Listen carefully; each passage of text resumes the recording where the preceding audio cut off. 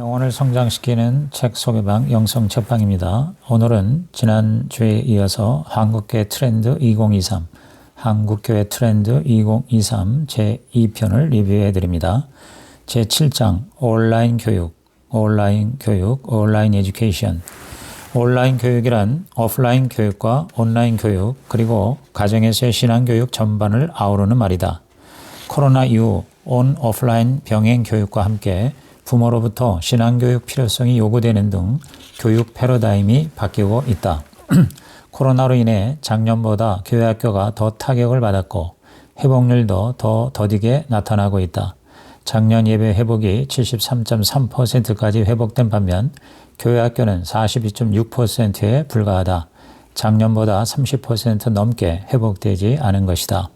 교회 학교가 회복되지 않으면 앞으로 10년, 20년 후 한국교회는 정말 문을 닫을 수밖에 없을 것이다. 목회자들이 생각하는 교회 사역의 가장 큰 문제는 다음 세대 교육이다. 교회 학교는 빠르게 오프라인 교육 체제로 바뀌고 있다. 아울러 가정과 교회가 연계되어야 할 필요성이 대두되고 있다. 온라인, 교회 오프라인, 그리고 가정의 부모 교육이 함께하는 온라인 교육이 해결책이다. 이제 교육의 주체가 교회보다 가정, 특히 부모가 되어야 한다. 부모의 빨간 열정과 교회의 밝은 노랑이 합해지면 오렌지색이 나온다. 그래서 온라인 교육을 오렌지 목회라고 부른다. 코로나 기간 동안 부모 교육을 잘해서 코로나 이후 교회학교 출석률이 90% 이상이 되는 교회가 있다. 부모 교육이 교회학교 출석률과 상관이 있다는 명백한 증거다.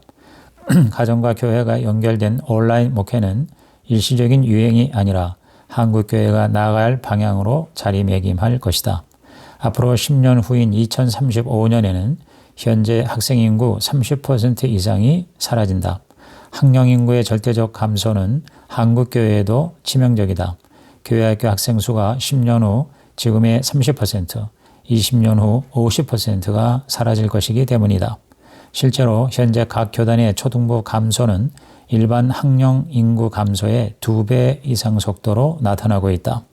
교회 학교가 없는 교회가 더 많아지고 교회 학교가 지금 있더라도 급격하게 축소될 것이다. 교회가 담당하던 신앙 교육이 가정으로 옮겨지게 될 것이다. 이제 목회자가 아닌 부모가 자녀의 신앙을 책임지는 시대가 된 것이다. 부모 교육에서 가장 문제는 부모가 너무 바쁘다는 것과 부모의 신앙이 너무 부족하다는 것이다. 부모의 절반 이상이 자녀의 신앙교육 방법을 알지 못한다. 그럼에도 부모의 81.5%가 자녀를 위한 신앙교육 방법을 배우고 싶다고 했다. 자녀들의 63.3% 역시 부모로부터 배울 의향이 있다고 했다. 희망적인 일이다. 오늘의 개신교인들은 58.8%가 오프라인과 온라인 모임을 병행하는 방식을 선호했다. 교회의 과제는 온라인이나 AI, 메타버스를 사용하는 전문성을 마련하는 것이다. 앞으로 한국교회 교회 교육의 키워드는 온라인이 될 것이다. 가정과 교회가 연결되고 온라인과 오프라인이 서로 연결되는 다음 세대의 교육이 될 것이다. 8장 퍼블릭 처치. 퍼블릭 처치는 교회의 공공성을 강조하는 의미로 코로나 기간 중 교회의 대응에 대한 사회적 비난을 돌아보며 긍정적인 사회적 연대, 마을 목회 등을 통해 낮아진 신뢰를 다시 세우는 것을 말한다. 현장 예배의 고수는 기독교 전통과 관련된 것이다. 그러나 이것은 또한 우리 사회의 공익성과도 관련이 된다. 코로나 기간 동안 한국교회의 비효과적인 대응은 사회로부터 부정적 평가의 대상이 되었다.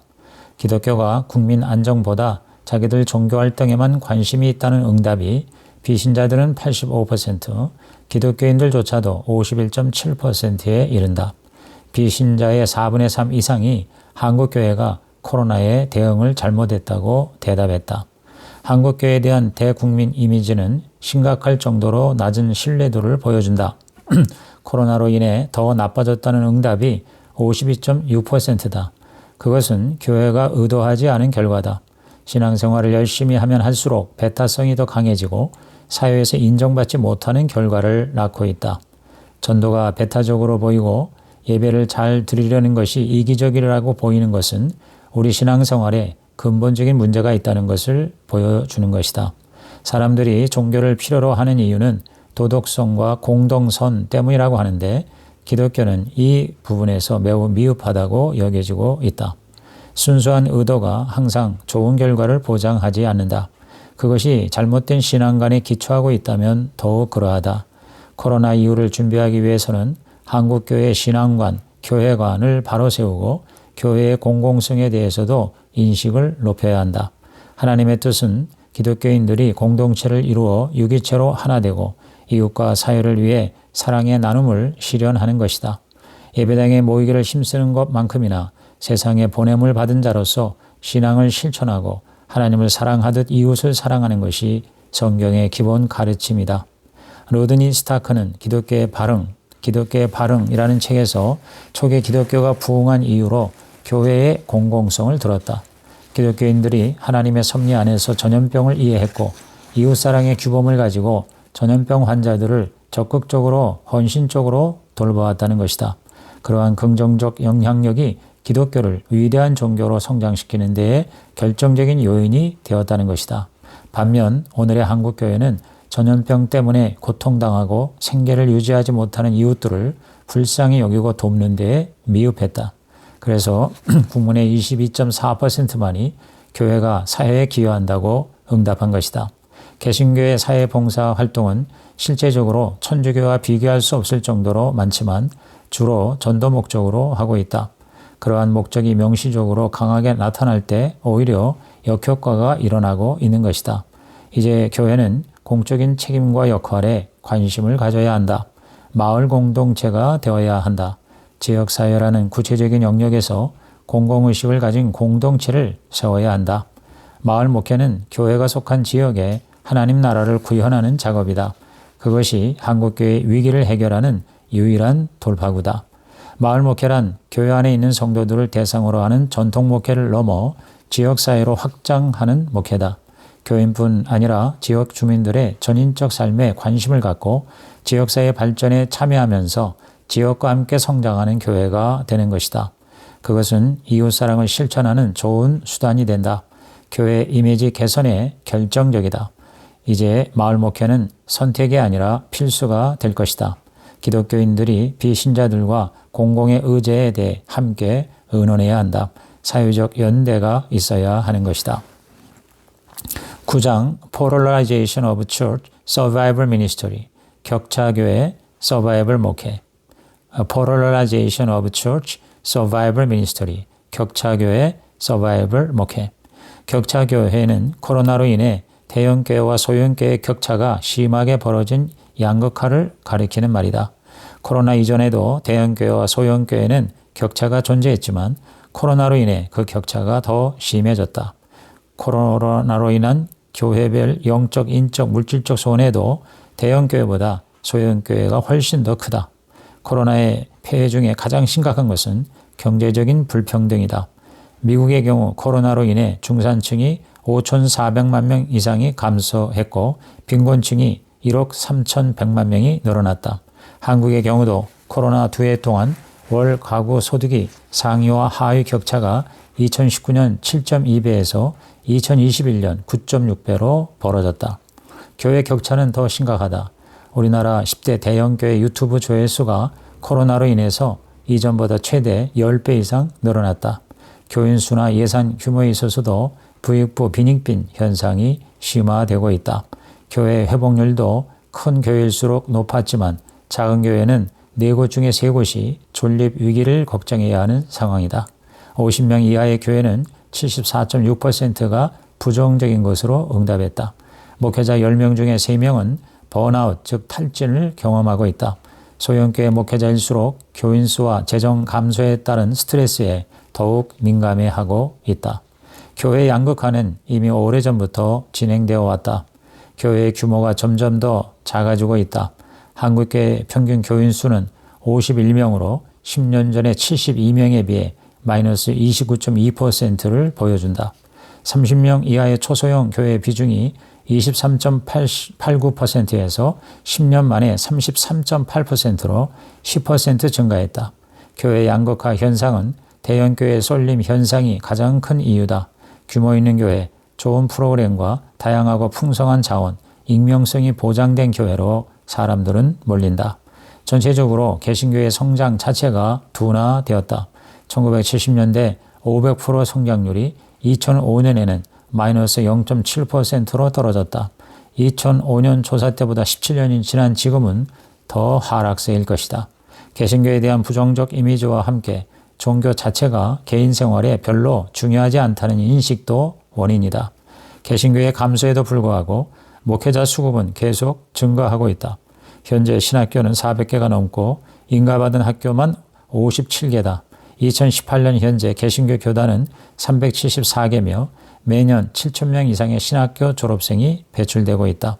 개교의 중심의 교회관도 교회 감소와 양극화의 추가 원인이라고 할 수 있다. 앞으로 소형교회는 코로나 이전보다 더욱더 위축될 것이다. 목회자의 이중직도 늘어나게 될 것이다. 소형교회 목회자의 48.6%가 이중직의 경험이 있다고 한다. 소형교회 생존 전략은 다양한 처치 플랜팅, 즉 교회 개척으로 이어진다. 카페교회는 지역과 교회를 연결하는 중간지대이다. 일반 사무실을 교회로 사용하는 것, 교회끼리 공유교회가 되는 것, 예배당 없이 온라인으로만 예배 드리는 것 등이 대안으로 제시되거나 실행되고 있다. 한국 사회가 심각한 양극화 현상 속에 각자 도생의 사회가 되듯이 교회도 동일한 양극화 속에 각자 도생의 시대로 가게 될 것이다. 10장 기후교회 Climate Church. 기후교회는 환경오염이 심해진 지금 태초에 참 아름다웠던 지구의 모습을 회복하기 위해 노력하고 실천하는 교회를 말한다. 하나님의 창조 질서를 회복하기 위한 발걸음은 성도들에게 반드시 필요하며 교회가 적극적으로 동참해야 한다. 오늘의 세계는 기후변화로 몸살을 앓고 있다. 국제사회는 2050년 탄소 중립을 목표로 다각도의 노력을 기울이고 있다. 전 세계 모두가 기후위기를 위협으로 받아들이고 있다. 이런 상황에 교회도 탄소 중립 기후 교회가 되어야 한다. 기후 교회는 바로 하나님이 모두에게 허락하신 풍성한 생명을 함께 누리게 되는 교회를 지칭한다.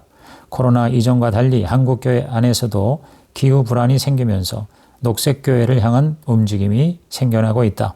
녹색 교회는 물과 에너지 사용은 물론 종이, 교통, 음식, 폐기물 처리 등 다양한 부분을 케어한다. 녹색 교회는 창조주 하나님을 이 땅과 교회를 세우신 분으로 고백한다. 구속의 은총 이전에 창조의 은총이 있었음을 깨달아 교회의 본 바탕, 근원이 된 창조의 빛, 즉 녹색을 기억해낸다. 그리고 기후위기 시대에 응답하는 교회가 되는 것이다. 교회는 기후 증인이 되어야 한다. 기후 환경 이야기를 퍼뜨리는 것이다. 그 방법들은 다양하다.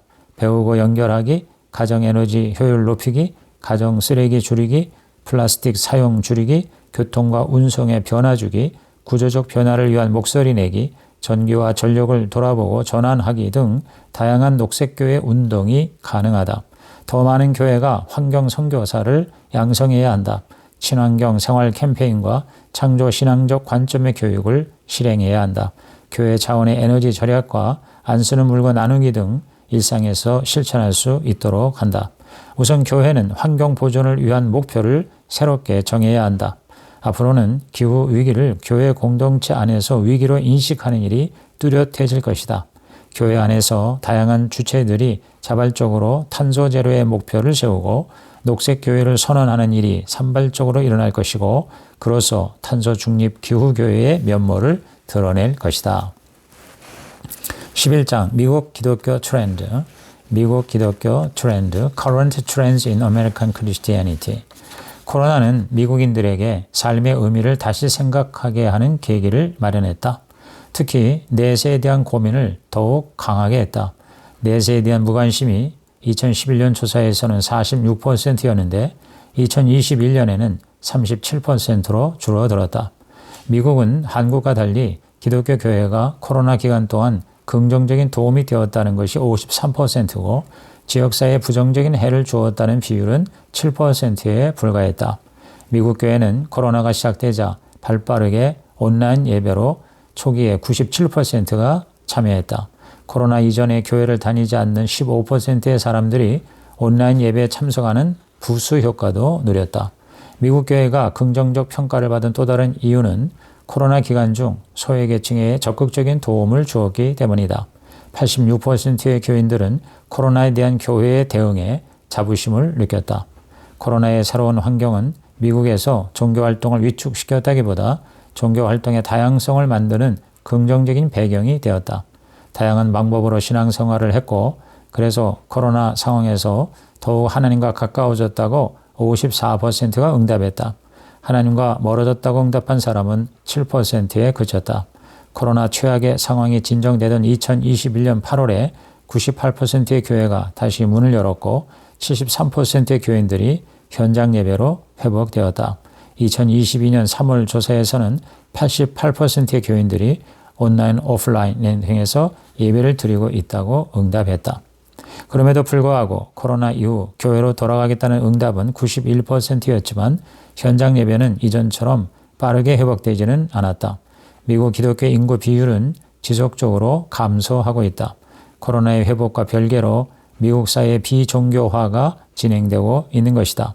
2007년 52%였던 개신교 비율은 2021년 40%로 떨어졌다.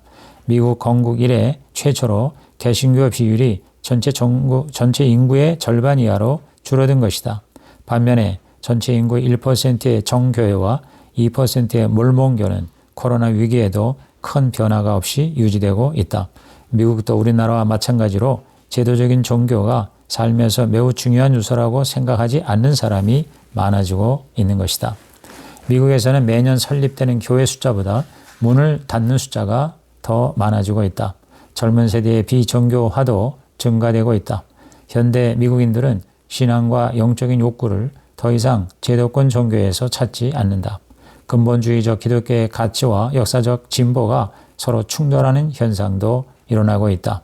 코로나 위기에서 빠져나오고 있는 미국계의 앞날은 그리 밝아 보이지 않는다. 미국은 이제 더 이상 기독교 국가가 아닌 셈이다.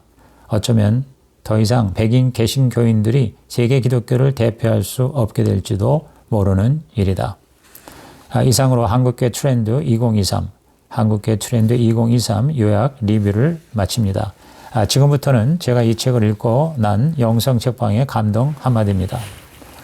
이 책은 서울대학교 김난도 교수가 매년 발행하고 있는 트렌드 코리아를 본따서 코로나 이후의 한국교회 실태와 그 미래를 전망하는 연구 서적이죠. 한국의 유수한 NGO인 기아대책이 1억 원을 후원하여 목회 데이터 연구소에서 6개월간에 걸쳐서 조사 연구한 역작입니다. 이 책을 읽으면서 코로나로 인한 한국교회 위기를 구체적으로 실감나게 느낄 수가 있었습니다. 특히 지금 현재보다 앞으로가 더 큰 문제와 위기라는 사실에 마음이 아팠습니다. 그럼에도 불구하고 이러한 본격적인 조사 연구가 진행되어서 우리 한국의 교회와 그리스도인들에게 도전을 주었다는 점에서 여전히 미래에 대한 희망을 가질 수가 있었습니다. 이 책에서 제시하는 한국교회의 가까운 미래, 이 책 제목에 말해주듯이 한국교회 2023, 즉 2023이면 내년이죠. 내년의 모습을 말해주는 키워드 10개는 깊이 숙고할 만한 주제라고 생각합니다. 김난도 교수 팀의 방식을 따라서 그랬는지는 몰라도 그 키워드는 다 영어로 되어 있습니다. 어떤 단어 예를 들어서 molecular life, 또 SBNR, 또 polarization, climate change 등은 처음 듣는 생소한 단어라서 낯설기도 했지만 그 내용은 대다수 독자들이 수긍할 수 있는 상식적인 개념입니다. 이 10가지 주제 혹은 키워드는 교회의 3대 본질, 즉 공교회성, 공동체성, 그리고 공공성의 회복을 촉구하는 단어라고 생각이 되어집니다. 이 키워드를 진지하게 묵상하고 연구하고 또 해결해 나간다면 한국교회의 3대 위기를 해결할 수 있지 않을까 생각합니다. 첫째, 공교회성은 한국교회, 특히 개신교회가 지나치게 개교회적으로 치중했기 때문에 생긴 위기라고 볼 때 이 책에서 지적하는 플로팅 크리스찬, SBNR, 즉 영적이지만 제도적이거나 종교적이지 않은 사람들, 특히 격차교회의 문제 등을 해결할 때에 회복될 수 있다고 보는 것입니다. 둘째로 공동체성은 하이브리드 처치, 몰라큘 라이프, 온라인 교육 등이 교회 밖에서도 영적 가족이 될 수 있는 가능성을 보여주고 있으며 특히 몰라큘 라이프와 같은 이 소그룹 운동과 액티브 시니어 혹은 MZ 계층과 같은 세대적인 차이를 뛰어넘는 시도 등은 한국교회 특히 개교회 자체가 생존하고 부흥하기 위해서 반드시 생각해 볼 문제라고 봅니다. 셋째로 공공성은 가장 먼 듯 하면서도 가장 시급히 해결해야 할 한국교회의 위기입니다. 코로나로 인해 교회가 사회로부터 비난받는 것을 넘어 무시당하고 소외당하는 이 절박한 상황을 해결하기 위해서도 퍼블릭 처치 또 클라이머트 처치 기후교회 같은 교회관으로 우리의 교회론이 극복되어야 할 것입니다. 이 책을 읽고 목회 데이터 연구소의 지원군 대표와 만남을 가졌습니다. 지 대표에 의하면 한국교회가 가지는 미래적인 위기는 교회 안에 그리스도인들이 생각하는 것보다도 훨씬 더 심각하다고 합니다. 한국교회 전체를 조망하는 일은 시도조차 엄두가 나지 않는 일입니다. 그나마 이러한 파격적 지원을 받아 코로나와 그 이후를 전망하는 연구조사가 가능했다고 합니다. 이러한 시도가 일회성으로 끝나지 않기 위해서는 한국교회, 특히 대형교회가 힘을 합해서 지속적인 조사와 미래 전망을 연구할 수 있도록 서포트해야 한다고 강조했습니다. 그리고 개교회가 할 수 있는 가장 가능성 있는 시도는 마을 목회를 하는 것이라고 했습니다. 작으면 작은 대로 지역의 교회가 지역사회와 관계를 맺고 그 지역사회를 발전시키기 위해 구체적이고 실질적인 협력을 실제적으로 시도하는 것이죠. 예를 들어 담임 목사와 그 교회가 속해 있는 주민센터의 책임자가 만나서 지역사회를 위해 함께 의논하고 이야기하는 것에서부터 시작하는 것이죠. 아무쪼록 이 책을 통해서 한국교회와 그리스도인들이 무기력하게 주저앉지 말고 예배와 강단에서 소그룹에서 가정에서 그리고 일터에서 지역사회에서 주님이 원하시는 빛과 소금으로 다시 거듭나는 각성의 기회가 되었으면 하는 마음입니다. 이상 영성 책방의 한마디 나눔이었습니다. 감사합니다.